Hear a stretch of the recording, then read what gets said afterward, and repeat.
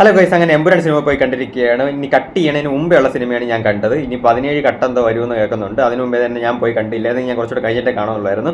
അപ്പോൾ എനിക്ക് തോന്നിയത് ഒരു കിടിലൻ മാസ് എൻ്റർടൈൻമെൻറ്റ് സിനിമ തന്നെയാണ് എമ്പുരാൻ. ഭയങ്കര രീതിയിലുള്ള ഹൈപ്പും കാര്യങ്ങളൊക്കെ കൊടുത്ത് എനിക്ക് തോന്നുന്നു മലയാള സിനിമയിൽ ഇതുപോലെ ഹൈപ്പ് കിട്ടിയ വേറൊരു സിനിമ ഉണ്ടാവാൻ ചാൻസ് ഇല്ല. അപ്പോൾ അത് നമുക്ക് ഒട്ടും നിരാശപ്പെടേണ്ടി വന്നിട്ടില്ല. ആ ഒരു സിനിമ കാണുമ്പോഴത്തേക്ക് ഒരു പക്ക മാസ് എൻ്റർടൈൻമെൻറ്റ് സിനിമ തന്നെയാണ്. എന്ന് വെച്ചാൽ ലൂസിഫറിൻ്റെ അത്ര എനിക്ക് ഇഷ്ടപ്പെട്ടോന്ന് ചോദിച്ചാൽ ഇല്ല. ലൂസിഫർ വേറെ ലെവൽ സിനിമയാണ്. അതിൻ്റെ അത്ര എത്തിയിട്ടില്ല. എനിക്ക് ഒരുപാട് ഞാൻ കഴിഞ്ഞ വീഡിയോയിൽ പറഞ്ഞിട്ടുണ്ട്.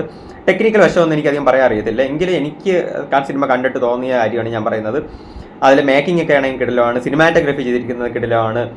ബാക്ക്ഗ്രൗണ്ട് മ്യൂസിക് കുറച്ചുകൂടെ ലെവലാക്കാമായിരുന്നു. നമ്മൾ ലാലേട്ടനൊക്കെ ഒക്കെ ഇൻട്രോയിലൊക്കെ കുറച്ചുകൂടെ മ്യൂസിക് സെറ്റ് ചെയ്യായിരുന്നു. എങ്കിലും ഇറ്റ്സ് ഓക്കെ.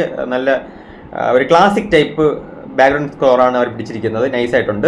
അതുപോലെ തന്നെ അതിനകത്തൊരു സീനുണ്ട്, കാട്ടിനകത്തുള്ളൊരു ഫൈറ്റ്. അതും ഒരു കിടിലമായിട്ട് ചെയ്തിട്ടുണ്ട്. എനിക്ക് ഭയങ്കര ഇഷ്ടപ്പെട്ടൊരു സീനായിരുന്നു അത്. വിത്ത് ആ ബാക്ക്ഗ്രൗണ്ട് മ്യൂസിക് ഒക്കെ സൂപ്പറായിരുന്നു. അവർ ചെറിയ സോങ്ങും എല്ലാം സെറ്റായിരുന്നു. എല്ലാവരും നന്നായിട്ട് തന്നെ അവരുടെ റോൾ ചെയ്തിട്ടുണ്ട്.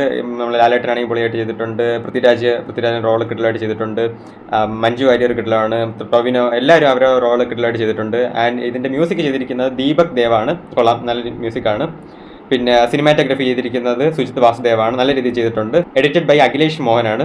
നല്ല രീതിയിൽ തന്നെ എഡിറ്റ് ചെയ്തിട്ടുണ്ട്. സൂപ്പറാണ് എഡിറ്റിംഗ് കാര്യങ്ങളൊക്കെ. ഈ സിനിമ എടുക്കാനായിട്ട് ഒരുപാട് പുതിയ ടെക്നോളജിയും ഫീച്ചേഴ്സും കാര്യങ്ങളൊക്കെ ഉപയോഗിച്ചിട്ടുണ്ട്. അതൊക്കെ നല്ല രീതിയിൽ ചെയ്തിട്ടുണ്ട്. പിന്നെ നല്ല വൈഡ് ആയിട്ടാണ് എല്ലാ ഷോർട്സും കാര്യങ്ങളൊക്കെ എടുത്തിരിക്കുന്നത്. ഇപ്പോൾ ഈ സിനിമയ്ക്കെതിരായിട്ട് ഒരുപാട് വിമർശനങ്ങളും വിവാദങ്ങളും ഒക്കെ വരുന്നുണ്ട്. സോ എനിക്ക് പറയാനുള്ളത്, എനിക്ക് കണ്ടിട്ട് എനിക്ക് അങ്ങനെ ഇതിനെ വിമർശിക്കാൻ ഇതിന് മാത്രം വിമർശിക്കാനായിട്ടുള്ളതൊന്നും തോന്നിയിട്ടില്ല. അതിന് മാത്രം വിമർശിക്കാനും അതിനകത്തൊന്നും ഇല്ല എന്നാണ് എനിക്ക് പറയാനുള്ളത്. ഇതിനകത്ത് 30 മിനിറ്റ് കട്ട് ചെയ്യുക എന്ന് പറഞ്ഞാൽ അതിൻ്റെ ആവശ്യമില്ല.